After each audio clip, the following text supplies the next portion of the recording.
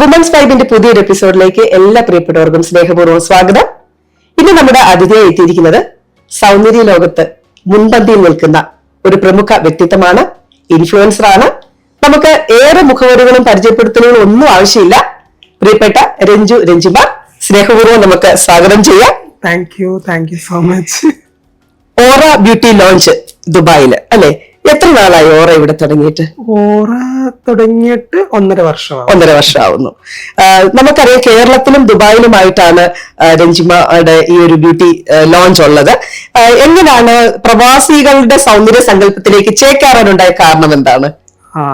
ഈ പ്രവാസികളുടെ സൗന്ദര്യ സങ്കല്പം എന്നതിനേക്കാൾ ഉപരി ഞാൻ ഈ ലോകത്തെ അല്ലെങ്കിൽ ഈ ഒരു കൺട്രിയെ അത്രത്തോളം ഞാൻ ഇഷ്ടപ്പെടുന്നുണ്ട്, അത്രത്തോളം ഞാൻ സ്നേഹിക്കുന്നുണ്ട്. ലോകത്തിന്റെ ഏത് കോണിൽ പോയി ജീവിച്ച് മരിക്കണം എന്ന് ചോദിച്ചു കഴിഞ്ഞാൽ എനിക്ക് ഒരേ ഒരു ആൻസറേ ഉള്ളൂ, that's one and only Dubai നഗരം. അത്രത്തോളം എനിക്കിഷ്ടമാണ്. പിന്നെ എനിക്കറിയാവുന്ന ഒരു മേഖലയാണ് ഈ ഒരു ബ്യൂട്ടി എന്ന് പറയുന്നത്. അപ്പം എന്നാൽ കഴിയുന്ന തരത്തിൽ ഞാനിവിടെ വലിയ മാറ്റങ്ങളൊന്നും കൊണ്ടുവന്നിട്ടില്ല. അതിനേക്കാൾ ഉപരി എനിക്ക് പറ്റുന്ന നല്ല സർവീസുകൾ പ്രൊവൈഡ് ചെയ്യുക എന്നുള്ളതാണ് എൻ്റെ ലക്ഷ്യം. ഇവിടെയുള്ള മറ്റുള്ള ബ്യൂട്ടി മേഖലയെ കവച്ച് വെച്ച് മറ്റൊരു വലിയൊരു ലോകം സൃഷ്ടിക്കുക എന്നുള്ള വാഗ്ദാനങ്ങളൊന്നും ഞാൻ നടത്തിയിട്ടില്ല. ബട്ട് എന്നിൽ ഉള്ള എനിക്ക് പൂർണ്ണ വിശ്വാസമുള്ള സർവീസുകൾ ഞാനിവിടെ പ്രവാസികൾക്ക് കൊടുക്കും എന്നുള്ളതാണ്. എന്നതുകൊണ്ട് തന്നെ എനിക്ക് ഇവിടെ നിലനിൽക്കണമെന്ന് അതിയായ ആഗ്രഹമുണ്ട്. അതിനുവേണ്ടി ഞാൻ പരിശ്രമിച്ചുകൊണ്ടിരിക്കുകയാണ്. രഞ്ജിമ, ഈ ഒരു സൗന്ദര്യ ലോകത്തേക്ക് എത്തിയിട്ടിപ്പം എത്ര വർഷമായി? അതുപോലെ തന്നെ ഈ ഒരു സൗന്ദര്യ ലോകത്തേക്ക് എത്തിപ്പെടാനുണ്ടായ ഒരു കാരണം എന്താണ്? സൗന്ദര്യ ലോകം എന്ന് പറയുമ്പം എല്ലാവരുടെയും മനസ്സിൽ കാഴ്ചപ്പാടുകൾ ഡിഫറെൻ്റ് ആണ്. ചിലർ അതിന് നിറം കൊണ്ടാണ് അർത്ഥമാക്കുന്നത്, ചിലർ മനോഹരമായ കണ്ണുകൾ, മനോഹരമായ മുടി, അല്ലെങ്കിൽ അങ്ങനെ ഓരോരോ ഘട്ടങ്ങളാണ് ഓരോരുത്തരുടെയും സൗന്ദര്യ സങ്കല്പം എന്ന് പറയുന്നത്. എന്നെ സംബന്ധിച്ചു എനിക്ക് സൗന്ദര്യ സങ്കല്പം എന്ന് പറയുന്നത് നമ്മൾ ആരോഗ്യത്തോടു കൂടി ഇരിക്കുക എന്നുള്ളതാണ്. ആരോഗ്യമുള്ള ശരീരം വാർത്തെടുക്കുക, അതിലൂടെ നമ്മളെ സൗന്ദര്യ സങ്കല്പം മാറ്റിയെടുക്കുക എന്നുള്ള ആ ഒരു വിശ്വാസമാണ് എന്നെ മുന്നോട്ട് നയിക്കുന്നത്. അപ്പം ചെറുപ്പം മുതലേ കണ്ണെഴുതി പൊട്ട് തൊട്ട് നടക്കുന്ന ഒരു ശീലമുള്ള ഒരാളാണ് ഞാൻ. അപ്പൊ അതിലൂടെ തന്നെ എന്നിലുള്ള സൗന്ദര്യം, അല്ലെങ്കിൽ ഞാൻ സൗന്ദര്യം എന്താണ്, എൻ്റെ മനസ്സിലുള്ള സൗന്ദര്യം, അത് ഞാൻ മറ്റുള്ളവർക്ക് പകർന്നു കൊടുക്കുകയാണ് ചെയ്യുന്നത്. അപ്പം ആ ഒരു സൗന്ദര്യ സങ്കല്പം എത്രത്തോളം മറ്റുള്ളവരിലേക്ക് എത്തിക്കാൻ കഴിയുമെന്നാണ് ഞാൻ ഇപ്പോഴും ഞാൻ ചിന്തിച്ചുകൊണ്ടിരിക്കുന്നത്. പുതിയൊരു ബ്രാഞ്ച് കരാമയില് ഓപ്പൺ ചെയ്യാനല്ലേ? എന്നത്തേക്കാണ് അതിന്റെ ഓപ്പണിങ്? ദൈവത്തിന്റെ അനുഗ്രഹത്താൽ കിസൈസില് ദമാസ്ക സ്ട്രീറ്റില് കല്യാൺ സിൽക്കിനോട് ചേർന്ന് നമ്മുടെ ഓറ ഗ്ലോബൽ ബ്യൂട്ടി ലോഞ്ച് ഓപ്പൺ ചെയ്തിട്ട് 1.5 വർഷമായി. ഈ 1.5 വർഷത്തിനുള്ളിൽ തന്നെ നമുക്കൊരു പുതിയ സ്പേസ് കിട്ടിയും കരാമയില് ഊതുമേത്തയില്, അതും RTO ബസ് സ്റ്റാൻഡിനകത്താണ്. അപ്പൊ അത്രയും നല്ലൊരു സ്ഥലത്ത് നമുക്കൊരു സലൂൺ തുടങ്ങാനുള്ള ഒരു സ്പേസ് കിട്ടി. ദൈവത്തിന്റെ അനുഗ്രഹത്താൽ എല്ലാ കാര്യങ്ങളും നന്നായിട്ട് പോകുന്നു. ഇന്റീരിയർ വർക്കുകളെല്ലാം കഴിഞ്ഞ് ഈ ഒരു റംദാൻ കഴിഞ്ഞ ഉടനെ തന്നെ നമ്മൾ അതിന്റെ ഓപ്പണിംഗ് ആയിരിക്കും. ഓക്കെ രഞ്ജിമ, നമുക്കറിയാം രഞ്ജിമ ഒരുപാട് ഫിലിം ആക്ട്രസ് അല്ലെ? മലയാളം മാത്രമല്ലല്ലോ, മറ്റു ഭാഷകളിലൊക്കെ ഏറ്റവും എൻജോയ് ചെയ്ത ഒരു വർക്ക്, അല്ലെങ്കിൽ ഏറ്റവും എൻജോയ് ചെയ്ത് ഏറ്റവും സാറ്റിസ്ഫാക്ഷൻ തോന്നിയ ഒരു ആക്ട്രസ് ആരാണ്? അല്ലെങ്കിൽ മേക്കപ്പ് ചെയ്യാൻ ഏറ്റവും എളുപ്പം തോന്നിയ ഒരു ആക്ട്രസ് ആരാണ്? അങ്ങനെ പറയുമ്പോൾ എല്ലാവരും എനിക്ക് ഭയങ്കര കംഫർട്ടബിൾ ആണ്. ഓരോ ആർട്ടിസ്റ്റുകളും എനിക്ക് ഓരോ യൂണിവേഴ്സിറ്റികളാണ്. ഞാൻ അവർക്ക് മേക്കപ്പ് ചെയ്യുന്നു എന്നതിനേക്കാൾ ഉപരി അവരിൽ നിന്ന് എനിക്ക് കുറെ കാര്യങ്ങൾ പഠിക്കാനുണ്ട്. ബിക്കോസ് എൻ്റെ എഡ്യൂക്കേഷൻ എനിക്ക് വേണ്ടത്ര രീതിയിൽ മുന്നോട്ട് കൊണ്ടുപോകാൻ കഴിയാത്ത ഒരാളാണ്. എന്നതുകൊണ്ട് തന്നെ ഓരോ ആർട്ടിസ്റ്റുകളും എനിക്ക് ഓരോ പാഠങ്ങളാണ് തരുന്നത്. ഇപ്പൊ മമത മോഹൻദാസ് ആണെങ്കിലും, ഭാവനയാണെന്നുണ്ടെങ്കിലും, പ്രിയാമണി ആണെങ്കിലും, റിമി ടോമി ആണെങ്കിലും, ഞാൻ വർക്ക് ചെയ്തിട്ടുള്ള ഒട്ടുമിക്ക ആർട്ടിസ്റ്റുകളും എനിക്കൊരു വലിയൊരു യൂണിവേഴ്സിറ്റി പോലെയാണ്. പക്ഷെ എന്നിരുന്നാൽ പോലും എനിക്ക് മമത മോഹൻദാസുമായിട്ട് വർക്ക് ചെയ്യുമ്പോൾ കൂടുതൽ കംഫർട്ടബിൾ ആയിട്ട് തോന്നാറുണ്ട്. അപ്പോൾ അങ്ങനെ എൻജോയ് ചെയ്ത ഒരുപാട് സിനിമകളുണ്ട് മമതയായിട്ട് എടുത്തു പറയുകയാണെങ്കിൽ ലേറ്റസ്റ്റ് ആയിട്ട് ചെയ്തിരിക്കുന്ന രുദ്രങ്കി എന്ന് പറയുന്ന തെലുങ്കിൽ ചെയ്തിരിക്കുന്ന ഒരു രുദ്രങ്കി സിനിമ. അപ്പോൾ എൻ്റെ സങ്കല്പത്തിൽ, അല്ലെങ്കിൽ ഞാൻ ഏറ്റവും കൂടുതൽ ആരാധിക്കുന്ന ഒരു ആക്ട്രസ് ആണ് ദീപിക പദുക്കോൺ. അപ്പോൾ ദീപിക പദുക്കോണൊക്കെ പത്മാവതി പോലുള്ള സിനിമകളിലൊക്കെ ചെയ്യുന്ന സമയത്ത് ആ ഒരു ഡ്രസ്സിങ്ങും മേക്കപ്പും ആ ഒരു ഒരു സ്റ്റൈലായിരുന്നു എനിക്ക് രുദ്രങ്കിയിൽ മമതയ്ക്ക് ചെയ്യാൻ കഴിഞ്ഞത്. അപ്പൊ ഒരുപാട് സന്തോഷം തോന്നി. അപ്പൊ എന്റെ മനസ്സിൽ ദീപിക പതുക്കോണായിട്ടാണ് ഞാൻ മമത മോഹൻദാസിനെ എപ്പോഴും ഞാൻ കാണുന്നത്. അപ്പൊ എനിക്ക് അതെല്ലാം കുറെ കാര്യങ്ങൾ എനിക്ക് സിമിലർ ആയിട്ട് തോന്നി. അപ്പൊ ഒത്തിരി എൻജോയ് ചെയ്ത വർക്ക് എന്ന് പറയുന്നത് രുദ്രങ്കി തന്നെയാണ്. എത്രാമത്തെ വയസ്സിലാണ് ആദ്യമായിട്ട് സ്വയമായിട്ട് ഒരാളെ മേക്കപ്പ് ചെയ്യാനായിട്ട് ഇറങ്ങി സാധിച്ചു? അത് വയസ്സ് എനിക്ക് ഓർമ്മയില്ല. പക്ഷെ എന്റെ ഒരു സുഹൃത്തിന്റെ സഹോദരിയുടെ കല്യാണത്തിന് ഐ തിങ്ക് ഒരു 10-22 വർഷങ്ങൾക്ക് മുമ്പ് എൻ്റെ ഒരു വളരെ അടുത്തൊരു സുഹൃത്തിന്റെ സഹോദരിയുടെ കല്യാണത്തിനാണ് ഞാൻ ആദ്യമായിട്ട് മേക്കപ്പ് ചെയ്യുന്നത്. അപ്പൊ മേക്കപ്പ് എന്ന് പറയാൻ പറ്റത്തില്ല, വെറുതെ ടാൽക്കം പൗഡർ മുഖത്ത് തേച്ച് കൊടുത്തു, കണ്ണൊക്കെ എഴുതി, പിന്നെ ഐബ്രോസ് ഒക്കെ വരച്ചു കൊടുത്ത്, മുടിയൊക്കെ കെട്ടിക്കൊടുത്ത്, മുല്ലപ്പൂവൊക്കെ ചുറ്റി, അത്രേ ഉള്ളൂ. പിന്നെ അന്നത്തെ കാലത്ത് എനിക്ക് ലിപ്സ്റ്റിക് ഒന്നും വാങ്ങിക്കാൻ പോകാൻ അറിയാത്തത് കൊണ്ട്, ലിപ്സ്റ്റിക് എന്താണെന്നൊന്നും അറിയാത്തത് കൊണ്ട് ഞാൻ എന്ത് ചെയ്യുന്നത് വെച്ച് കഴിഞ്ഞാൽ ഈ ജ്വല്ലറി ഒക്കെ കിട്ടുന്ന പേപ്പർ ഉണ്ടല്ലോ, റോസ് പേപ്പർ, അതിങ്ങനെ നനച്ചിട്ട് ചുണ്ടുമ്പോ ഇങ്ങനെ തേച്ച് കൊടുത്തു. അതാണ് എൻ്റെ മേക്കപ്പിന്റെ ആദ്യത്തെ ഒരു എക്സ്പീരിയൻസ് എന്ന് പറയുന്നത്. പിന്നീട് കസിൻസുകളെല്ലാം കല്യാണം ചെയ്യുമ്പം എല്ലാവരെയും ആ കല്യാണത്തിന്റെ ദിവസം അവരെ അണിയിച്ചൊരുക്കുക എന്നുള്ളത് എൻ്റെ ഡ്യൂട്ടി ആയിട്ട് മാറി. അങ്ങനെയാണ് മേക്കപ്പിലേക്ക്. നല്ല തിരക്കാണ് ആ ഒരു ഫീൽഡിൽ നമുക്ക്, അല്ലേ? അല്ലല്ല, അങ്ങനെ ഇപ്പൊ തിരക്കാണ്. അന്നത്തെ കാലത്ത് ഇത് നമ്മൾ പ്രൊഫഷനായിട്ട് എടുക്കുന്നൊന്നും ചിന്തിക്കുന്നില്ല. അന്നത്തെ ആ ഒരു സമയത്തിന്റെ ഇതുകൊണ്ട്, ഇഷ്ടം കൊണ്ട് നമ്മൾ ചെയ്യുന്നു എന്നുള്ളത് കണ്ടാൽ നമ്മൾ അല്ലാണ്ട് ഇതൊരു ഫീൽഡായിട്ട് കൊണ്ടുപോകണമെന്നൊന്നും ചിന്തിച്ചിട്ടില്ല. പക്ഷെ ശരിക്കും പറഞ്ഞ രഞ്ജിമ ഇപ്പൊ ഇരിക്കുന്ന ഈ ഒരു പൊസിഷൻ അത്ര ഈസി ആയിട്ടല്ല രഞ്ജിമയ്ക്ക് കിട്ടിയിരിക്കുന്നത്. ശരിക്കും പറഞ്ഞ ഒരുപാട് സ്ട്രഗിൾ ചെയ്ത്, അല്ലെ, ഒരുപാട് കല്ലും മുള്ളും ഉള്ള വഴിയിലൂടെ ഒറ്റയ്ക്കാണ് സഞ്ചരിച്ചത്. അവിടുന്ന് വന്നിട്ടാണ് ഇപ്പോൾ ഈ ഒരു സൗന്ദര്യ ലോകത്ത് ഒരു ചെയറില് അഭിമാനത്തോടു കൂടി തലയുയർത്തി പിടിച്ചിരിക്കുന്നത്. ആ യാത്ര ഒന്ന് ഓർത്തെടുക്കാൻ പറ്റുന്നുണ്ടോ? ഞാന് ഒറ്റയ്ക്ക് അല്ല സഞ്ചരിച്ചത്, ഞാൻ എൻ്റെ ശരീരമാണ് ഒറ്റയ്ക്ക് സഞ്ചരിച്ചത്. പക്ഷേ എന്നോടൊപ്പം സഞ്ചരിക്കാൻ ഒരുപാട് സ്വപ്നങ്ങൾ ഉണ്ടായിരുന്നു. ആ സ്വപ്നങ്ങൾ എന്നോടൊപ്പം ചേർന്ന് നിന്നത് കൊണ്ടാണ് എനിക്ക് ഇന്നിപ്പം സന്ധ്യ ചേച്ചിയുടെ കൂടെ ഈ ഒരു സീറ്റ് എനിക്ക് ഷെയർ ചെയ്യാൻ കഴിയുന്നത്. അപ്പോൾ I M so happy. But ഇപ്പം നമ്മളെപ്പോഴും പറയാറുണ്ട്, ആരും ഇല്ലെങ്കിൽ ഈ ലോകത്ത് ഞാൻ ഒറ്റയ്ക്ക് ജീവിക്കും എന്നൊക്കെ നമ്മളെപ്പോഴും അല്ലെങ്കിൽ പലപ്പോഴും നമ്മൾ പറയാറുണ്ട്. പക്ഷെ നമുക്ക് ആരെങ്കിലുമൊക്കെ വേണം. ആരെങ്കിലുമൊക്കെ സപ്പോർട്ട് ചെയ്തത് കൊണ്ടും ആരെങ്കിലുമൊക്കെ എന്നെ പുറകെ നിന്ന് പുഷപ്പ് ചെയ്തത് കൊണ്ടാണ് ഞാൻ ഇന്ന് ഈ ദുബായ് നഗരം പോലുള്ള ഈ ഒരു നഗരത്തിൽ ഞാൻ ഇന്ന് വന്നിരിക്കുന്നത്. അല്ലാണ്ട് എനിക്കായിട്ട്, പക്ഷെ എന്നിലുള്ള ആ ഒരു ഊർജം ആയിരുന്നു. ആരൊക്കെ സപ്പോർട്ട് ചെയ്താലും നമുക്ക് മുന്നോട്ട് പോകണം, നമ്മളും കൂടി ആഗ്രഹിക്കണമല്ലോ. പണ്ടാണ്ട് പറഞ്ഞതുപോലെ ഊട്ടുപറ ചൂണ്ടിക്കൊടുക്കുന്നു, പോയി കഴിക്കുക എന്നുള്ള ഉത്തരവാദിത്വം എനിക്കാണ്. അങ്ങനെ എനിക്ക് ചൂണ്ടിത്തന്ന ഊട്ടുപരകളിൽ പോയി കഴിച്ചത് കൊണ്ടാണ് ഞാൻ ഇന്ന് ഇവിടെ ഇരിക്കുന്നത്. അതർവൈസ് എനിക്ക് നിങ്ങളുടെ സഹായങ്ങളൊന്നും വേണ്ട, ഞാൻ ഒറ്റയ്ക്ക് പടപൊരുതിക്കോളാം എന്ന് പറയുന്നിടത്ത് ഞാൻ സ്വയം തോൽക്കാൻ തയ്യാറാകണം. അങ്ങനെ നമ്മൾ ചിന്തിക്കുകയാണെങ്കിൽ എടുത്തു പറയേണ്ട അല്ലെങ്കിൽ എപ്പോഴും ഓർമ്മയിൽ സൂക്ഷിക്കേണ്ട ഏതെങ്കിലും പേരുകളോ മുഖങ്ങളോ ഉണ്ടോ? ഒരുപാട് പേരുണ്ട്. എനിക്ക് റിമി ടോമിനെ മറക്കാൻ കഴിയില്ല, ഭാവനേനെ മറക്കാൻ കഴിയില്ല, രമ്യ നമ്പീശനെ മറക്കാൻ കഴിയില്ല, ഗോവിന്ദേട്ടനെ മറക്കാൻ കഴിയില്ല, അങ്ങനെ RLV ഉണ്ണികൃഷ്ണൻ മാഷിനെ മറക്കാൻ കഴിയില്ല. അങ്ങനെ ഓരോരുത്തരും എൻ്റെ ജീവിതത്തിന്റെ ഓരോ ഘട്ടങ്ങളിൽ അവിടെ എവിടെയായിട്ടുണ്ട്. അവരെല്ലാം തന്ന പ്രചോദനവും അല്ലെങ്കിൽ അവരെല്ലാം നീട്ടിത്തന്ന ആ ഒരു എന്താ പറയാ, നമ്മുടെ മുമ്പിലേക്ക് ഒരു അക്ഷയപാത്രം പോലെ കൊണ്ട് തന്നത് കൊണ്ട് മാത്രമാണ് എനിക്ക് ഇങ്ങോട്ട് കയറാൻ കഴിഞ്ഞത്. അല്ലെങ്കിൽ ഞാൻ എന്താ പറയാ, കൂലിവേലക്കാരായ അച്ഛനും അമ്മയും 4 മക്കളിലെ ഏറ്റവും ഇളയതായിട്ട് ജനിച്ച് സാമ്പത്തിക സ്ഥിരതയില്ലാത്ത ഫാമിലിയാണ്. അപ്പം അന്നന്ന് കൊണ്ടുവരുന്ന ആഹാരം കൊണ്ട് കഴിഞ്ഞു കൂടുന്ന ഒരു കുടുംബത്തിൽ അംഗമാണ് ഞാൻ.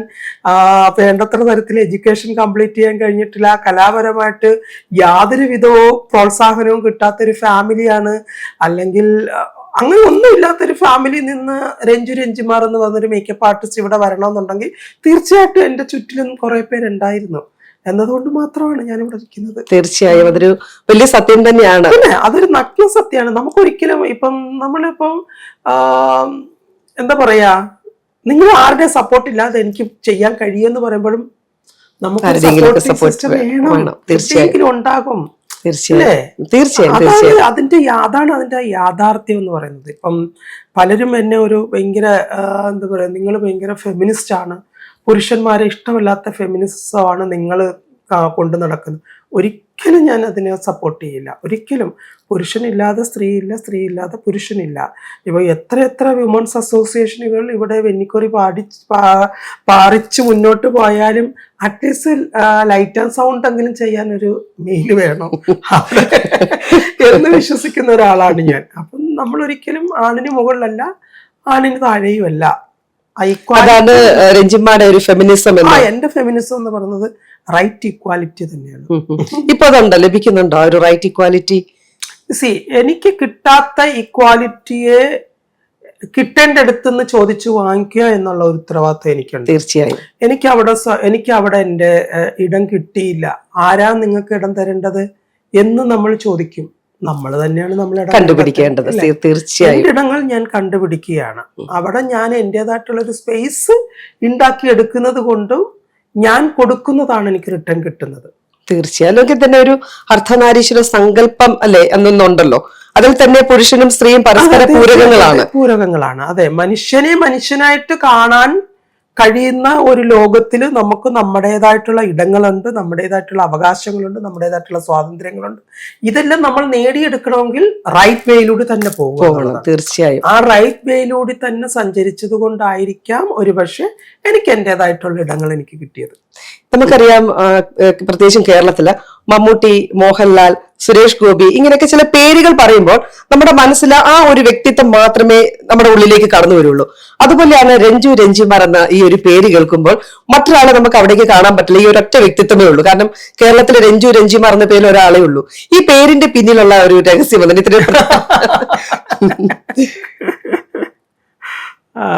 അത് ആക്സിഡന്റലി സംഭവിച്ചതാണ്. ഇതൊരിക്കലും രഞ്ജു, രഞ്ജിമാർ എന്നുള്ളൊരു പേരല്ലായിരുന്നു ഞാൻ കണ്ടെത്തിയത്. രഞ്ജു, രഞ്ജിമ. രഞ്ജു, രഞ്ജിമയായിരുന്നു. പക്ഷെ ഞാനത് ID ക്രിയേറ്റ് ചെയ്യുന്ന സമയത്ത് ആക്സിഡന്റലി ഒരാറ് കയറി പോന്നു. അതിനകത്ത് സ്പേസിന് ഇപ്പുറത്ത് കിടന്ന ആറിനകത്ത് എന്റെ വിരല് തട്ടി ഈ എമ്മയുടെ ചേർന്ന് 6 കയറി. അങ്ങനെ അപ്ഡേഷൻ വരുമ്പോ രഞ്ജു, രഞ്ജി മാറും. ഇതെങ്ങനെ സംഭവിച്ചു? അത് അപ്ഡേറ്റ് ആയി കഴിഞ്ഞു, നമുക്കൊന്നും ചെയ്യാൻ പറ്റത്തില്ല. ഞാനും വിചാരിച്ചു ഓക്കെ കിടക്കട്ടെ. പക്ഷെ എനിക്ക് അതുകൊണ്ടൊരു ഗുണമുണ്ടായി. എവിടെ ചെന്നാലും എല്ലാ എന്താ പറയാ, രമ്യ, സന്ധ്യ, സുബി, സിനി എന്നൊക്കെ പറയുന്നത് രഞ്ജു, രഞ്ജി മാറ അത് കുറച്ച് വേറിട്ട് നിൽക്കുന്നുണ്ട്. തീർച്ചയായും. ആ പേരിൽ തന്നെ ഒരു ആക്സിഡന്റിൽ വന്ന 6 ഒരുപാട് ഒരു ഇമ്പാക്ട് തരുന്നുണ്ട് ആ പേരിൽ. ഞാൻ സ്പ്രെഡ് ആണെന്നാണ് അതിന്റെ ഒരു മീനിങ്. രഞ്ജി മാർ, ഒന്നിൽ കൂടുതൽ എന്നുള്ള ഒരു ഇതാണ്. സ്പ്രെഡായി കിടക്കുന്ന, സ്പ്രെഡായി കിടക്കുക. എന്തായാലും ആ ഒരു പേരിൽ തന്നെ ആ ഒരു വ്യക്തിത്വവും എല്ലാം നമുക്ക് കാണാൻ പറ്റുന്നുണ്ട്. എനിക്ക് ചോദിക്കാനുള്ളത് നമ്മുടെ ഫാമിലിയുടെ സപ്പോർട്ട്. നമുക്കറിയാം, നമുക്ക് ലോകത്ത് ആരുടെയൊക്കെ സപ്പോർട്ട് ഉണ്ടെങ്കിലും നമുക്ക് നമ്മുടെ ഫാമിലിയുടെ സപ്പോർട്ട് എല്ലാത്തിനും ഏറ്റവും അത്യാവശ്യമാണ് അല്ലെ. നമ്മളൊന്ന് പിച്ച വെച്ച് നടക്കണമെങ്കിൽ നമ്മുടെ കുടുംബത്തിൽ നിന്ന് വേണം പിച്ച വെച്ച് പുറത്തോട്ടിറങ്ങാൻ. അപ്പൊ എത്രത്തോളം സപ്പോർട്ട് രഞ്ജിമയ്ക്ക് കിട്ടിയിട്ടുണ്ട് ഫാമിലിയുടെ ഭാഗത്ത് നിന്നും? അല്ല, സപ്പോർട്ടിങ്ങിനേക്കാൾ ഉപരി എന്റെ ഫാമിലി എന്റെ കൂടെ ഉള്ളത് കൊണ്ടാണ് എനിക്ക് മുന്നോട്ട് പോകാൻ കഴിഞ്ഞത്. കാരണം സാധാരണ തരത്തിൽ മറ്റുള്ളവർ അനുഭവിക്കുന്ന സ്ട്രഗിളിങ് എൻ്റെ ജീവിതത്തിലും ഉണ്ടായിട്ടുണ്ട്. പക്ഷെ അറ്റ് ദ സെയിം ടൈമിൽ എനിക്ക് എൻ്റെ ഫാമിലി എന്നോടൊപ്പം ഉണ്ട് എന്നുള്ള ഒരു ധൈര്യമായിരുന്നു എന്നെ മുന്നോട്ട് നയിച്ചത്. എൻ്റെ ഫാമിലിക്ക് അറിയാം ഞാൻ ഒരിക്കലും ഒരു തെറ്റിൻ്റെ പാത തിരഞ്ഞെടുക്കില്ല. ഞാൻ ചെയ്യുന്നത് റൈറ്റ് വേ തന്നെ ആയിരിക്കും, ഞാൻ സെലക്ട് ചെയ്യുന്നത് റൈറ്റ് വേ തന്നെ ആയിരിക്കും എന്നതുകൊണ്ട് തന്നെ എൻ്റെ ഫാമിലി എപ്പോഴും, അന്നും ഇന്നും എന്നും എപ്പോഴും, ഇവനിപ്പോൾ എൻ്റെ വീട്ടിലൊരു ചെയർ മാറ്റിയിടണമെന്നുണ്ടെങ്കിൽ പോലും എൻ്റെ പെർമിഷൻ ഇല്ലാതെ ചെയ്യില്ല. അത്രത്തോളം ഞാൻ എൻ്റെ ഫാമിലിയായിട്ട് അറ്റാച്ച്ഡ് ആണ്. അത്രത്തോളം ഇവനിപ്പോൾ എൻ്റെ അമ്മ മാത്രമല്ല, എൻ്റെ സഹോദരങ്ങളാണെങ്കിലും സഹോദരങ്ങളുടെ വീട്ടിലാണെങ്കിലും ഇവൻ എല്ലാവരും തന്നെ എൻ്റെ ഒരു വാക്കിന് മൂല്യം കൽപ്പിക്കുന്നവരാണ്. പക്ഷെ അമ്മയായിട്ട് ഭയങ്കര അറ്റാച്ച്ഡ് അല്ലേ രഞ്ജിമ? അമ്മയായിട്ട് അറ്റാച്ച്ഡ് ആണ്, ഭയങ്കര അറ്റാച്ച്ഡ് ആണ്. പക്ഷെ അറ്റ് ദ സെയിം ടൈമിൽ ഞാൻ ഏറ്റവും കൂടുതൽ വഴക്കടിക്കുന്ന ഒരാളും അമ്മയാണ്. കാര്യം നമുക്ക് ഏറ്റവും കൂടുതൽ വഴക്കടിക്കാൻ പറ്റുന്ന ആൾ അമ്മയാണ്. നമ്മൾ ഇട്ടിട്ട് പോയില്ല എന്നൊരു ഉറപ്പ് നമുക്ക് എപ്പോഴും. മാസത്തിലൊരു 10 ദിവസമെങ്കിലും ഞങ്ങൾ മിണ്ടാണ്ടിരിക്കും. നമുക്കറിയാം, നമ്മൾ ആരാണെങ്കിലും നമ്മുടെ ഒരു സ്വത്വം തിരിച്ചറിഞ്ഞു കഴിഞ്ഞെങ്കിൽ മാത്രമേ ആ ഒരു വ്യക്തിക്ക് സ്വതന്ത്രമായി സന്തോഷമായി നമ്മുടെ ജീവിതം മുന്നോട്ട് കൊണ്ടുപോകാൻ പറ്റുള്ളൂ. അങ്ങനെ ജീവിതത്തിന്റെ ഒരു ഘട്ടത്തിൽ രഞ്ജിമയുടെ സ്വത്വം തിരിച്ചറിഞ്ഞാണ് അല്ലെ. അപ്പൊ അതില് ഒരുപാട് ബുദ്ധിമുട്ടുകളും സ്ട്രഗ്ലിങ്ങുകളും ഒക്കെ ഉണ്ടായിട്ടുണ്ട്. ആ ഒരു യാഥാർത്ഥ്യത്തിലേക്ക് ഞാൻ ആ ഒരു അധ്യായത്തിലേക്ക് പോകാൻ ഞാൻ ഒട്ടും ആഗ്രഹിക്കുന്നില്ല. ബിക്കോസ് ഞാൻ ആരാകണം എന്ന് ആഗ്രഹിച്ചോ ഞാൻ അവിടെ എത്തിക്കഴിഞ്ഞു.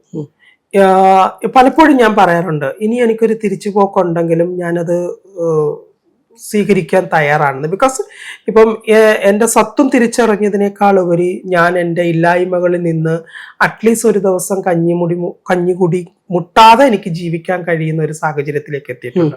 ഞാൻ എപ്പോഴും പറയാറുള്ളതാണ്, എൻ്റെ ജീവിതത്തിൽ ഞാൻ അനുഭവിക്കേണ്ടതായിട്ടുള്ള എല്ലാ ദുഃഖങ്ങളും എല്ലാ സന്തോഷങ്ങളും എക്സ്ട്രീം ലെവലിലും ഞാൻ അനുഭവിച്ചിട്ടുണ്ട്. ദുഃഖത്തിന്റെ എക്സ്ട്രീം ലെവൽ അനുഭവിച്ചിട്ടുണ്ട്, സന്തോഷത്തിന്റെ എക്സ്ട്രീം ലെവൽ ഞാൻ അനുഭവിച്ചിട്ടുണ്ട്. ഇനി എനിക്കൊരു തിരിച്ചുപോക്കുണ്ടെങ്കിലും ഐ എം സോ ഹാപ്പി. എനിക്ക് അതിനെപ്പറ്റി ഞാൻ ബോധർ ചെയ്യാറില്ല, ഞാൻ അതിനെപ്പറ്റി ഓർത്ത് ടെൻഷൻ അടിക്കാറില്ല. ബിക്കോസ് എനിക്ക് താഴ്ചയിൽ എന്തായിരുന്നു എന്നുള്ളത് എനിക്കറിയാം, മുകളിൽ എന്താണെന്നും എനിക്ക് നന്നായിട്ട് അറിയാം. മിഡിലാണ് ഞാൻ ജീവിക്കുന്നത്. ഈ മിഡിൽ ജീവിക്കുമ്പോൾ എല്ലാവരെയും അക്സെപ്റ്റ് ചെയ്യുക എന്നുള്ള ഒരു മെന്റാലിറ്റി എന്നതുകൊണ്ട് തന്നെ നമ്മളിപ്പം പഴയ കാലങ്ങൾ ഓർത്ത് ഞാൻ അങ്ങനെ ആയിരുന്നു ഇങ്ങനെ ആയിരുന്നു എന്നുള്ളത് അത് എന്റെ മാത്രമായിട്ടുള്ള സ്വകാര്യതയാണ്. തീർച്ചയായും ഞാൻ അനുഭവിച്ച വേദനകളും കുറെയൊക്കെ നമ്മൾ എക്സ്പ്ലെയിൻ ചെയ്യുമ്പോൾ അത് പരിധി വരെ അതിനെ നമ്മൾ മറ്റുള്ളവർ കാണുന്നത് നമ്മൾ സിമ്പതിക്ക് വേണ്ടിയിട്ട് നമ്മളെ പറയുന്നതാണ്. ഇവർക്ക് എന്തോ സിമ്പതി കിട്ടാൻ. I don't need any sympathy from your side because I know who my self. Definitely എനിക്ക് ഞാൻ ആരാണെന്ന് ഞാൻ തിരിച്ചറിഞ്ഞു. ഞാൻ എങ്ങനെയാണ് മുന്നോട്ട് ജീവിക്കുന്നത് എന്നുള്ളതാണ് മുഖ്യം. ഡെഫിനറ്റ്ലി ഞാൻ എങ്ങനെ ജീവിക്കുന്നു, ഞാൻ ഈ ഭൂമിയിൽ എങ്ങനെ ജീവിക്കുന്നു, എല്ലാവർക്കുമുള്ള സ്വാതന്ത്ര്യം അനുഭവിച്ച് ജീവിക്കാൻ ബാധ്യസ്ഥയാണ് ഞാൻ. അന്നതുകൊണ്ട് തന്നെയാണ് ഞാൻ ഈ ദുബായ് നഗരം തെരഞ്ഞെടുത്തത്. തീർച്ചയായും ഒരു കാലഘട്ടത്തില് ഒരുപാട് കാറ്റഗറൈസ് ചെയ്യപ്പെട്ട ഒരു വിഭാഗമായിരുന്നു. പക്ഷെ അവരിലൊക്കെ ഒരു പ്രചോദനമാണെന്ന് രഞ്ജിമ. കാര്യം എവിടെയും നമ്മൾ കഠിനാധ്വാനം, നമ്മൾക്കൊരു വില്ലുണ്ടെങ്കിൽ അവിടെ എത്തിച്ചേരാൻ പറ്റുമെന്നുള്ള ഒരു മാർഗം രഞ്ജിമ കാണിച്ചു കൊടുത്തു എന്നുള്ള ഒരു വാസ്തവം തന്നെയാണ്. ഞാൻ ഒരിക്കലും ഞാനത് അവകാശപ്പെടില്ല. ടു ബി വെരി ഓണസ്റ്റ്, എന്നോട് എന്ത് തോന്നിയാലും, ബിക്കോസ് ഞാനാണ് എല്ലാത്തിൻ്റെ ഒരു നേതൃസ്ഥാനമൊന്നും അല്ലെങ്കിൽ ഞാനാണ് വഴി കാണിച്ചു കൊടുത്തതെന്നും ഞാൻ ഒരിക്കലും അവകാശപ്പെടില്ല. Every one have choice. അത് ആ ചോയ്സ് തിരഞ്ഞെടുക്കുക എന്നുള്ളത് റൈറ്റ്സ് ആണ്. എങ്ങനെ ജീവിക്കണം എന്നുള്ളത് അവരുടെ റൈറ്റ്സ് ആണ്. ഞാൻ എൻ്റെ വഴി ഞാൻ സഞ്ചരിച്ചു. എന്നോടൊപ്പം ആർക്ക് സഞ്ചരിക്കാൻ താല്പര്യമുണ്ടോ അവർക്കൊക്കെ സഞ്ചരിക്കാം. അതായിരുന്നു തീർച്ചയായും. അല്ലാണ്ട് ആരെയും ഞാൻ ബലമായിട്ട് കൂട്ടിക്കൊണ്ട് വന്നാൽ പോലും ആരും എവിടെ എത്താൻ പോകുന്നില്ല. രക്ഷപ്പെടണം എന്ന ആഗ്രഹമുള്ളവർ, അല്ലെങ്കിൽ എനിക്ക് എന്തെങ്കിലും ഒരു എയിമുണ്ട്, ആ എയിമിൽ എത്തണമെന്ന് ആഗ്രഹിക്കുന്നവരാണ് എവിടെയെങ്കിലും എത്തുന്നത്. എന്നതുകൊണ്ട് തന്നെ എനിക്ക് സധൈര്യം പറയാൻ കഴിയും, ഞാൻ ആരെയും കുപ്പത്തൊട്ടിലേക്ക് വലിച്ചെറിഞ്ഞില്ല. ഞാൻ കുപ്പത്തൊട്ടിൽ നിന്ന് വലിച്ചെടുക്കാനാണ് ശ്രമിച്ചത്. അവരെല്ലാവരെയും ഞാൻ മാണിക്യമാക്കാനാണ് ശ്രമിച്ചത്. എന്നതുകൊണ്ട് തന്നെ ഞാനാണ് അവരുടെ എല്ലാ മോട്ടിവേറ്ററൊന്നോ അല്ലെങ്കിൽ അവരെ എല്ലാ ഇൻഫ്ലുവൻസറൊന്നോ ഞാൻ പറയാറില്ല. ദെൻ ലോകം അതാണ്, സഞ്ചരിക്കുന്ന ലോകം അങ്ങനെയാണ്. ഇപ്പൊ നമ്മൾ ആര് കൈപിടിച്ചുയർത്തി എന്നതല്ല കാര്യം, അതിന് വലിയ ഇമ്പോർട്ടൻ്റ് ഒന്നുമില്ല. ഇനിയിപ്പോ സൗന്ദര്യ മേഖലയിലേക്ക് കടന്നു വരാനായിട്ട് ആഗ്രഹിക്കുന്നവർക്ക്, അല്ലെങ്കിൽ ദുബായിൽ ഒരു ബിസിനസ് തുടങ്ങണം, ഇതുപോലെ ഒരു മേഖലയിലേക്ക് കടന്നു വരണമെന്ന് ആഗ്രഹിക്കുന്നവർക്ക് രഞ്ജിമ എന്തായിരിക്കും ഒരു പറഞ്ഞു കൊടുക്കാൻ പറ്റുക? അല്ല, നമ്മൾ എന്തൊരു ബിസിനസ്, ഇവൻ ഇപ്പൊ ബ്യൂട്ടി മേഖലയാണെന്നുണ്ടെങ്കിലും ഒരു ബൊട്ടിക് ആണെന്നുണ്ടെങ്കിലും what ever it is, any kind of business, നമ്മൾ നല്ല സർവീസ് കൊടുക്കുക എന്നുള്ളതാണ്. നമ്മളൊരു 10 ലക്ഷം രൂപ നമ്മുടെ അവളെ കൊണ്ടുവന്ന് ഇൻവെസ്റ്റ് ചെയ്തിട്ട് പിറ്റേ മാസം 20 ലക്ഷം രൂപ അതിൽ നിന്ന് നേടണമെന്ന് പറഞ്ഞു കഴിഞ്ഞാൽ 20 ലക്ഷം രൂപ പോയിട്ട് 20 രൂപ പോലും നമുക്ക് കിട്ടില്ല. ബിക്കോസ് നമ്മൾ അവിടെ വളഞ്ഞ വഴി സ്വീകരിക്കേണ്ടതായിട്ട് വരും. 20 ലക്ഷം രൂപ നമുക്ക് തിരിച്ചു പിടിക്കണമെന്നുണ്ടെങ്കിൽ. അതേസമയം നമ്മുടെ കസ്റ്റമേഴ്സ്, നമ്മുടെ മുമ്പിൽ വരുന്നവർ ഭയങ്കര ഹാപ്പി ആയിട്ട് തിരിച്ചു പോകുന്നു. ഏതെങ്കിലും ഒരു ബസ് സ്റ്റോപ്പിൽ വെച്ചിട്ടോ അല്ലെങ്കിൽ ഒരു മാളിൽ വെച്ചിട്ടോ അല്ലെങ്കിൽ ഒരു റെസ്റ്റോറൻറ്റ് വെച്ചോ നമ്മളെ കാണുമ്പോൾ ചിരിച്ച മുഖത്തോടു കൂടി നമ്മുടെ അടുത്തേക്ക് വരണം. അതാണ് നമ്മളുടെ അച്ചീവ്മെന്റ്സ് എന്ന് പറയുന്നത്. അതിലൂടെയാണ് നമുക്ക് നല്ല ബിസിനസ് ഉണ്ടാക്കാൻ കഴിയുന്നത്. എന്നെ സംബന്ധിച്ച് ഈ ബിസിനസ് മേഖല എനിക്ക് തന്നിരിക്കുന്നത് ഒരുപാട് നല്ല നല്ല നല്ല നല്ല ബന്ധങ്ങളാണ്. ജീവിതത്തിൽ ഒരിക്കൽ പോലും എനിക്ക് സ്വപ്നം കാണാത്ത ഇടങ്ങളിലേക്ക് എനിക്ക് കടന്നു ചെല്ലാൻ കഴിഞ്ഞിട്ടുണ്ട്. ബുർജ് ഖലീഫയിൽ വെച്ച് നടന്ന വെഡ്ഡിങ്ങുകൾക്ക് മേക്കപ്പ് ആർട്ടിസ്റ്റ് ആകാൻ കഴിഞ്ഞിട്ടുണ്ടോ എന്ന് പറയുമ്പോൾ ആസ് എ മേക്കപ്പ് ആർട്ടിസ്റ്റിന് രഞ്ജുമാറിനെ സംബന്ധിച്ച് അതൊരു പ്രൗഡ് മൂവ്മെൻ്റ് ആണ്, അതൊരു അച്ചീവ്മെൻറ്റ്സ് ആണ്. അപ്പോൾ എന്നെ സംബന്ധിച്ച് നല്ല സർവീസുകൾ കൊടുക്കുക എന്നുള്ളതാണ്. ഇപ്പം ഈ ഒരു ദുബായ് നഗരത്തിൽ ഞാൻ ഇന്ന് ഇവിടെ ഇരിക്കണമെന്നുണ്ടെന്നുണ്ടെങ്കിൽ മഫസ ഇൻവെസ്റ്റ്മെൻറ്റ് കമ്പനി എന്ന് പറയുന്നൊരു കമ്പനിയുടെ പിന്തുണ കൊണ്ടാണ് ഞാൻ ഇവിടെ ഇരിക്കുന്നത്. നമ്മൾ എവിടുന്നെങ്കിലും കിട്ടുന്ന നാണയത്തൊട്ടുകൾ ശേഖരിച്ച് ഒരു ബിസിനസ് തുടങ്ങുമ്പോൾ അതെവിടെ സ്പേസ് ചെയ്യണം, അത് ആരായിരിക്കണം നമ്മളെ കൺട്രോൾ ചെയ്യേണ്ടത്, ആരായിരിക്കും നമുക്ക് നല്ലൊരു വഴി കാണിച്ചു തരുന്നത്. അപ്പം ഇവിടെ നല്ല എല്ലായിടത്തും ചതികളുള്ള ഇടങ്ങളാണ്. നമ്മളവിടെ കൊണ്ടുവന്നിട്ട് ഒരു ബിസിനസ് തുടങ്ങുമ്പോൾ റൈറ്റായിട്ടുള്ള ഇടത്ത് കൊണ്ടുപോയി തുടങ്ങുക എന്നുള്ളതാണ്. അല്ലാണ്ട് നാളെ ഞാൻ ഇവിടുത്തെ ഒരു യൂസുഫ് അലി ആകണം എന്ന് വിചാരിച്ചുകൊണ്ട് വരരുത്. എല്ലാവരും ബിസിനസ്സിനെ ബിസിനസ്സായിട്ട് തന്നെ കാണുക. അവിടെ നമ്മൾ കൊടുക്കേണ്ടത് സിൻസിയാരിറ്റിയാണ്, നമ്മുടെ പഞ്ച്വാലിറ്റിയാണ്, കോമൺ സെൻസ് ഉണ്ടാകും, നമ്മുടെ കോൺഫിഡൻസ് ഉണ്ടാകും, നമ്മുടെ ടൈം പഞ്ച്വാലിറ്റി ഉണ്ടാകും. ഇതെല്ലാം കോർത്തിണക്കുന്നതാണ് ബിസിനസ്. വെറുതെ പൈസ ഇൻവെസ്റ്റ് ചെയ്യുക എന്നുള്ളത് മാത്രമല്ല, നമ്മൾ ഏത് മേഖലയാണോ തിരഞ്ഞെടുക്കുന്നത് ആ മേഖലയിൽ നമുക്ക് വേണ്ടത്ര അറിവുണ്ടായിരിക്കണം. ആ അറിവ് നല്ല രീതിയിൽ മറ്റുള്ളവർക്ക് പകർന്നു കൊടുക്കാൻ നമുക്ക് കഴിവുണ്ടായിരിക്കണം. ആ കഴിവാണ് നമ്മുടെ ബിസിനസ്സിനെ വളർത്തുന്നത്. അതുപോലെ തന്നെ മുതലാളി എന്ന് പറയുന്ന ആ ഒരു ചെയറിൽ നിന്ന് ഇറങ്ങി തൊഴിലാളികൾക്കിടയിലേക്ക് ഇറങ്ങുക. അവരാണ് നമ്മുടെ തൊഴിലാളികളാണ് നമ്മുടെ വിജയം. അപ്പം നമ്മൾക്ക് മാസം മാസം നമ്മുടെ പെട്ടി നിറയ്ക്കുക എന്നതിനേക്കാൾ ഉപരി നമ്മുടെ തൊഴിലാളികളുടെ ആവശ്യങ്ങൾ എന്താണെന്ന് നമ്മൾ തിരിച്ചറിയണം. അതിലൂടെ സഞ്ചരിക്കുകയാണെങ്കിൽ ഡെഫിനറ്റ്ലി നമ്മുടെ ബിസിനസ് നാൾക്ക് നാൾ വിജയിക്കും. തീർച്ചയായും വളരെ നല്ല ചിന്താഗതികളാണ് രജുമ്മ. ഞാൻ ആദ്യം തന്നെ പറഞ്ഞു ദുബായ് ഒരുപാട് ഇഷ്ടപ്പെടുന്നു എന്ന് പറഞ്ഞു. ദുബായ് ഇത്രയധികം സ്നേഹിക്കാനുള്ള ഒരു 3 കാരണങ്ങൾ ഞാൻ ചോദിച്ചാൽ രജുമ്മയ്ക്ക് എന്തായിരിക്കും ഉത്തരം പറയാനുണ്ടാവുക? ഒന്നാമത്തെ കാര്യം, സ്ത്രീകളെ ബഹുമാനിക്കുന്ന നാടാണ്. തീർച്ചയായും എന്നെ ഏറ്റവും കൂടുതൽ അട്രാക്ട് ചെയ്തിട്ടുള്ള ഒരു കാര്യമാണ്. പിന്നെ ഇവിടുത്തെ നിയമവ്യവസ്ഥ, നമുക്കൊരു പേടിയും ഭയവും ഒക്കെ ഉണ്ടാവും. ഉണ്ടായാൽ മാത്രമേ നമുക്ക് ജീവിക്കാൻ പറ്റുള്ളൂ. നമ്മൾ എന്തിലേക്കാണ് നമ്മൾ എയിം ചെയ്യുന്നത്, നമ്മളിങ്ങനെ ഫ്രീ ഇൻ ദ വേൾഡ് എന്ന് പറയുന്നത് പേടിയോടുകൂടി ജീവിക്കേണ്ട ഒരു രാജ്യം തന്നെയാണ് ദുബായ്, UAE എന്ന് പറയുന്നത്. അപ്പം ആ ഒരു പേടിയുണ്ട്. ഇവിടുത്തെ നിയമവ്യവസ്ഥയെ ഞാൻ ഒരുപാട് റെസ്പെക്റ്റ് ചെയ്യുന്നുണ്ട്. മൂന്നാമത്തെ കാര്യം എന്താണെന്ന് വെച്ച് കഴിഞ്ഞാൽ, ഇപ്പം ഞാനിരുന്ന് ഈ ഒരു ഇൻ്റർവ്യൂ ചെയ്യുമ്പോൾ യുദ്ധം നടക്കുന്ന ഒരു സമയമാണ്. ഇറാനും ഇസ്രയേലും ഒപ്പം അമേരിക്കയും കൂടി ചേർന്നുകൊണ്ടുള്ള വാർത്തകളിൽ കുറേ കാര്യങ്ങൾ കേൾക്കുന്നുണ്ട്. അറ്റ് ദ സെയിം ടൈമിൽ നമ്മൾ എത്ര ഹാപ്പി ആയിട്ടാണ് ഇരുന്ന് ഇൻ്റർവ്യൂ ചെയ്യുന്നത്. അത് നമുക്ക് ഇവിടുത്തെ ഭരണകൂടം തരുന്ന ഉറപ്പാണ്. ഈ ഭരണകൂടം നമ്മൾക്ക് തരുന്ന, നിങ്ങൾ അന്യരാജ്യക്കാരല്ല, നിങ്ങൾ ഈ നാട്ടിൽ ജീവിക്കുന്നവരാണ്, നിങ്ങൾ ഞങ്ങളെ മക്കളാണ്, അല്ലെങ്കിൽ ഞങ്ങളുടെ സഹോദരങ്ങളാണ്, ഞങ്ങളിൽ ഉള്ളവരാണ് എന്ന് തരുന്ന ആ ഉറപ്പുണ്ടല്ലോ, ആ ഉറപ്പ് മതി. ഇതേ ഒരു അനുഭവം ഞാനിവിടെ ഫ്ലഡ് വന്ന സമയത്തും അനുഭവിച്ചതാണ്. 2023 75 വർഷങ്ങൾക്ക് ശേഷം വലിയ ഫ്ലഡില് ഞാൻ ഇവിടെ കുടുങ്ങിപ്പോയതാണ്. അന്നാണ് ഞാൻ ദുബായ് നഗരം കംപ്ലീറ്റ്ലി ഞാൻ കാണുന്നത്. വണ്ടിയിൽ ട്രാവൽ ചെയ്ത് എനിക്ക് എയർപോർട്ടിൽ പോകേണ്ടതാണ്. പക്ഷെ ഞാൻ ഒരു 2.5 മണിക്ക് ഇറങ്ങിയപ്പോൾ കംപ്ലീറ്റ് പല സ്ഥലങ്ങളും അടഞ്ഞു കിടക്കുവാണ്. പക്ഷെ ഞാൻ എങ്ങനെയൊക്കെയോ ഞാൻ എയർപോർട്ടിലെത്തി. എൻ്റെ ഒരു ഫ്രണ്ട് എന്നെ എയർപോർട്ടിൽ കൊണ്ടുവന്ന് ഡ്രോപ്പ് ചെയ്ത്. പക്ഷേ ഞാൻ എയർപോർട്ടിൽ കുടുങ്ങി. പിറ്റേ ദിവസം, അന്ന് രാത്രി 9:40 പോകേണ്ട ഫ്ലൈറ്റ് പിറ്റേ ദിവസം രാവിലെ 8:20 ഒരു ഫ്ലൈറ്റ് കിട്ടുന്നത്. പക്ഷേ ആ ഫ്ലൈറ്റിൽ കയറുമ്പോൾ ഇവിടെ ഒരു ഫ്ലഡ് നടന്നതായിട്ട് കാണുന്നില്ല. അപ്പൊ ഞാൻ ആലോചിക്കുക, ഈശ്വര, ഇന്നലെ കണ്ട സ്ഥലമാണോ ഇത്? ഇത്രയും വെള്ളക്കെട്ടുകൾ കൂടി നടന്ന് വന്ന സ്ഥലങ്ങളൊക്കെ എവിടെയാണെന്ന് ഞാൻ ആലോചിക്കുകയാണ്. മിക്ക ടണലുകളും വെള്ളം മൂടി കിടക്കുന്ന ഒരു അവസ്ഥയായിരുന്നു. പക്ഷെ പിന്നെ നേരം വെളുത്തപ്പോൾ ഇതൊന്നും കാണാനേ ഇല്ല. അപ്പോൾ അത് ലോകത്തിലെ ഒരു ഭരണകൂടത്തിനും സാധിക്കാത്ത കാര്യമാണ്. ഒരു ഭരണകൂടത്തിനും സാധിക്കില്ല. അപ്പം ആ ഒരു ഉറപ്പുണ്ടല്ലോ, നമ്മുടെ ഭരണകൂടം നമുക്ക് തരുന്ന ഒരു ഉറപ്പ്, ആ ഉറപ്പാണ് നമ്മളെ മുന്നോട്ട് നയിക്കുന്നത്. എന്നതുകൊണ്ട് തന്നെയാണ് ഐ ലവ് UAE. ഇതെൻ്റെ ഫസ്റ്റ് ഹോമാണ്. This is not my second home, this is my first home. Very good, നല്ല മറുപടി. ഇത് തന്നെയാണ് UAE താമസിക്കുന്ന എല്ലാ പ്രവാസികൾക്കും പറയാനുള്ളത്. അതുപോലെ നമുക്കൊരു വേറിട്ട അനുഭവങ്ങളല്ല, നമ്മളെ ചേർത്ത് പിടിച്ചാണ് എല്ലാ ക്രൈസിസിലും UAE മുന്നോട്ട് പോകുന്നത് എന്ന് കരുതി ഞാൻ എന്റെ രാജ്യത്തെ തള്ളിപ്പറയോ തീർച്ചയായും ഇന്ത്യ മോശമാണെന്നൊന്നുമില്ല. ഞാൻ ഇന്ത്യൻ പൗരത്വം ഉള്ളത് കൊണ്ടാണല്ലോ എനിക്ക് ഇവിടെ ജീവിക്കാൻ കഴിയുന്നത്.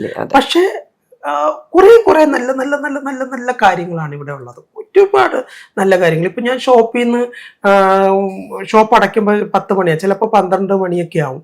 അപ്പൊ ഈ നല്ല ക്ലൈമറ്റ് ഉള്ള സമയങ്ങളിലൊക്കെ ഞാൻ നടന്നു പോകാറുണ്ട്.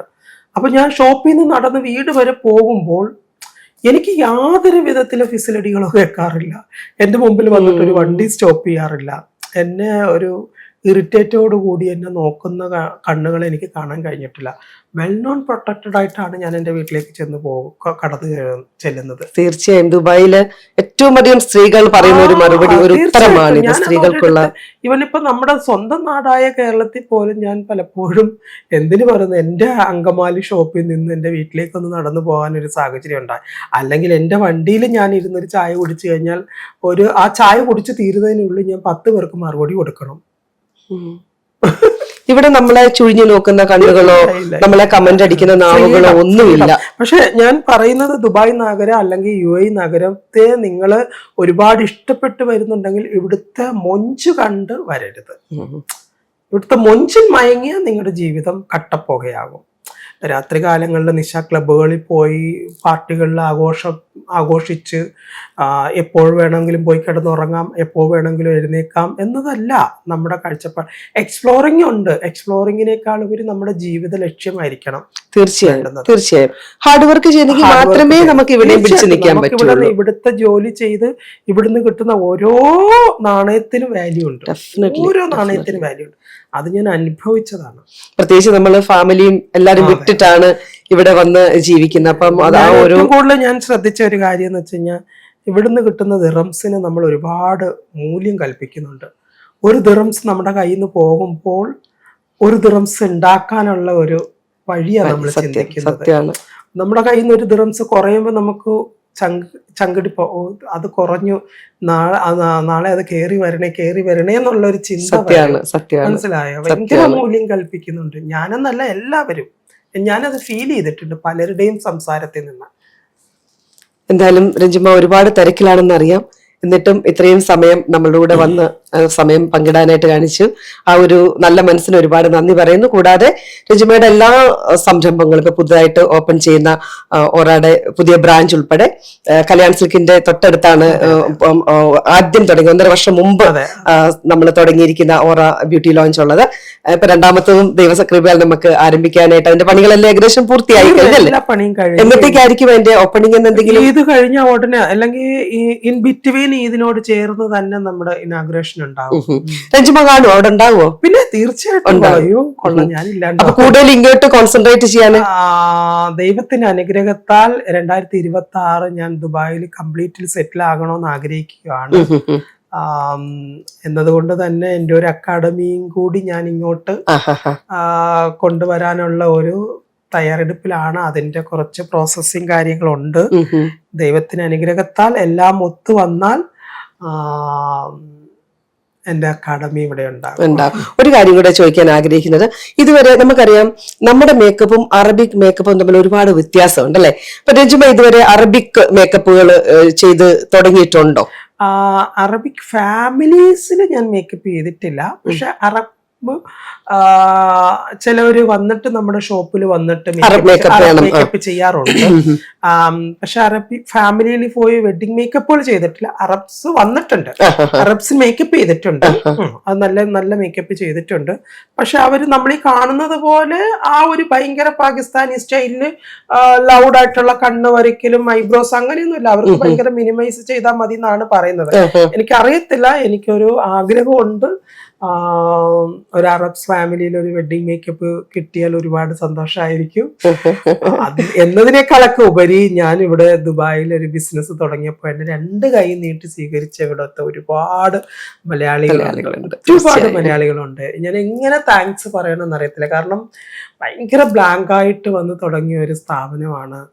ഏകദേശം ഒരു മന്തില് നമുക്കൊരു 500 കസ്റ്റമേഴ്സ് വന്ന് പോകുമെന്ന് പറയുമ്പോൾ I M so happy, I M so proud myself. ഞാൻ എവിടെയാണ് എത്തിയിരിക്കുന്നത് അവിടെ എന്നെ അംഗീകരിച്ചു അല്ലെങ്കിൽ എന്നെ ഉൾക്കൊണ്ടു എന്നുള്ളതാണ്.